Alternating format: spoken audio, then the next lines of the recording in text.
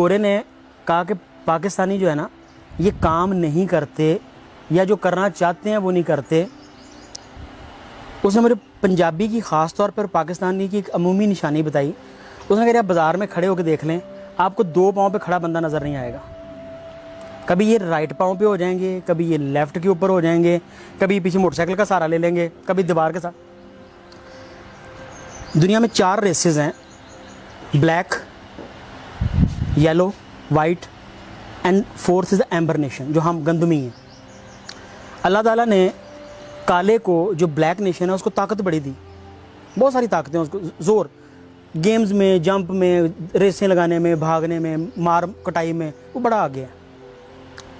गोरे को उसने इंटरप्रेट करने की और 2 चीज़ों को मिला के तीसरी चीज़ को पेश करने की या साइंटिफिक रीजनिंग की या मिल के काम करने की बड़ी सलाहियत दी। वो 4 लोग बैठ के ये नहीं सोच रहे होते कि हमने 3 को निकालना कैसे है, वो काम कर रहे होते हैं। हम 4 जब मिलते हैं हम सोच रहे होते हैं इन 3 को निकालना कैसे इस बिज़नेस में से। गोरे को अल्लाह ताला ने विजन और चीज़ें और समझ और नई तहकीक का बड़ा मादा दी। हम में भी था कभी, लेकिन वो ख़त्म हो गया। तीसरी जो है ना वो येलो नेशन, इसकी बड़ी क्वालिटी ये थकते नहीं हैं। 16-16 घंटे जो है ये काम करते हैं, 16-16 घंटे काम करते हुए थकते नहीं हैं। ये कॉपी के माहिर हैं, ये कॉपियाँ करते हैं, एक चीज़ को देख के वैसे बनाते हैं।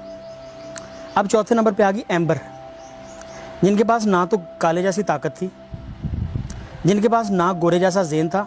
नाराज़ होंगे लेकिन मानने वाली चीज़ है, अगर नहीं मानेंगे तो हमारी आखिरी याद लौटा है, वो आपको भी पता है। अच्छा, गोरे जैसी जहानत नहीं थी, उस जैसा विजन नहीं था। हमारे हकीम इल्म लेके मरते रहे, उनके हकीम जो थे चीज़ों को रजिस्टर्ड करा के पूरी दुनिया के अंदर ब्रांड देते रहे। हम छुपाते रहे, वो मशहूर कर करके अमीर होते रहे। और आखिरी नाम में फीने जैसी एक जगह पे काम करने की सलाहियत थी। और गोरे की रिसर्च के मुताबिक हम एक जगह टिक के काम नहीं कर सकते। आधे घंटे बाद या हमें सिगरेट की ज़रूरत होती है, या चाय की ज़रूरत होती है, या हम फ़ोन पे किसी ना किसी को, किसी फूफी की शिकायतें लगाते हैं, एक दूसरे के बारे में बताते हैं, फिर जाके हमें सुकून आता है।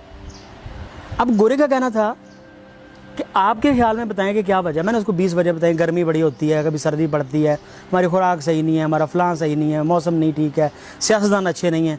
मैंने 20 वजह उसको बताई। वो उसका खैर वो काफ़ी बड़े सर वाला था, वो सर लाता रहा नो नो।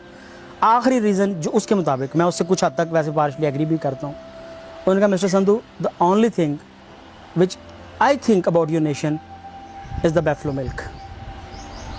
तुम्हारी कौम का जो यहाँ पे रहने वाली है, इसका बेड़ा गर्क जो है वो भैंस के दूध ने किया है। उन्होंने दुनिया के 187 मुल्क हैं और सिर्फ 3 मुल्कों में दूध पिया जाता है भैंस का, और ये पट्टी में तीनों मौजूद हैं। ये तीनों के तीनों जो हैं डफर भी हैं भैंस की तरह, स्लगिश भी हैं, सुस्त भी हैं, काम करने पे आमादा भी नहीं है। उसने कहा मुझे ये बताओ कि इल्हामी किताबों, किसी वलीउल्लाह ने, किसी पीर ने, किसी कुरान पाक ने, किसी किताब में, किसी में भैंस के दूध की तारीफ़ आई हो? अब मेरी सर लाने की बारी थी, नहीं आई। उसने कहा तुम्हारे नबी ने किसका दूध पिया था? मैंने उससे कहा जी वो ऊँटनी का पीते थे। और उन्होंने कहा चराई क्या चीज़ें थी, उन्होंने क्या चीज़ पाल के? मैंने कहा भेड़ें और बकरियाँ चराई थी, बकरी का दूध पीते थे। जिस जानवर के साथ रहा जाए, जिसका गोश्त दूध पिया जाए, आप में उसकी मुशाबहत आती है। ये साइंस आज साबित कर रही है, ये जेनेटिक्स आज साबित कर रही है। आपके जीन्स के ऊपर बेशुमार डॉक्टर्स कहते हैं कि आपने अगर ये मेडिसिन खा ली है तो जब तक अगले 40 दिन तक आपके नए ब्लड सेल्स पैदा नहीं हो जाएंगे, उस वक्त तक इस मेडिसिन का असर नहीं जाएगा।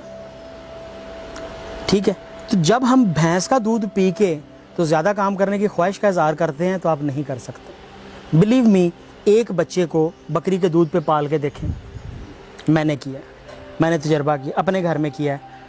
बकरी वाले बच्चे कुछ और तरह के, भैंस वाले कुछ और तरह के। ठीक है जी। और भैंस का, अच्छा ये ना करेंगे हमने चूँकि बड़ा सा भैंस का दूध पी लिया तो अब हम ज़ाया हो चुके हैं, ऐसा नहीं है। 40 दिन पिए, 40 दिन के बाद आप में तब्दीली आना शुरू हो जाएगी। अगर आप झगड़ालू, लड़ाके, तंदखू, बदला लेने वाले, कीना परवर बनना चाहते हैं तो ऊँट का दूध पीना शुरू कर दें। आप इस रियलिटी आप मुड़ के देखेंगे दूसरे को, जिसने गाली, उसको पकड़ लेंगे जाके, उसको छोड़ेंगे नहीं, कमज़ोर भी होंगे उसको दबोच लेंगे। जिस खित्ते में हम रह रहे हैं, हमारा रिकॉर्ड है कि हमने आज तक किसी पे हमला नहीं किया, बल्कि कुछ माजी के हुक्मरान लिखते हैं कि हमने इनसे ज़्यादा बेगैरत कौम नहीं आज तक देखी। इस बात पर बहुत लोग मेरे से नाराज़ भी होंगे, लेकिन वो बुक में लिखता है, वो कहता है, मैं उसका नाम नहीं लूँगा, वो कहता है जब मैं फ़ौज लेके पहुंचता था तो ये अपने गांव से, इलाके से ढोल बजाते बाहर निकल आते थे। तो मैंने कहता था मैं तुम पे हमला करने आया हूँ, मैं तुम्हें मारने आया हूँ। तो वो कहते थे जी साड़ी किताब 'च लिखिया सी, हमारी किताब में लिखा था कि तुमने आना है, हम तो 300 साल से इंतज़ार कर रहे थे कि तुमने आना है। कहता फिर मैं उनको मारता तो मतलब हमने हर हमलावर को अपना निजात दहिंदा समझा। एक बच्चों की ना छोटी सी वीडियो मूवी है मिनियंस के नाम से, करैक्टर भी है और मिनियंस भी है। आप उसके पहले 3 मिनट देख लें, हमारी कौम की पूरी आपको साइकोलॉजी की समझ लगे। पहले 3 मिनट मिनियंस अपना लीडर बनाते हैं, लीडर को कुछ आगे लेके चलते हैं, उसको बड़े लीडर से मरवाते हैं, फिर जिससे मारा होता है उसको अपना लीडर बना लेते हैं। और उनकी अज़ल से, पहले दिन से लेके एंड तक उनकी यही स्टोरी चल रही है मिनियंस की।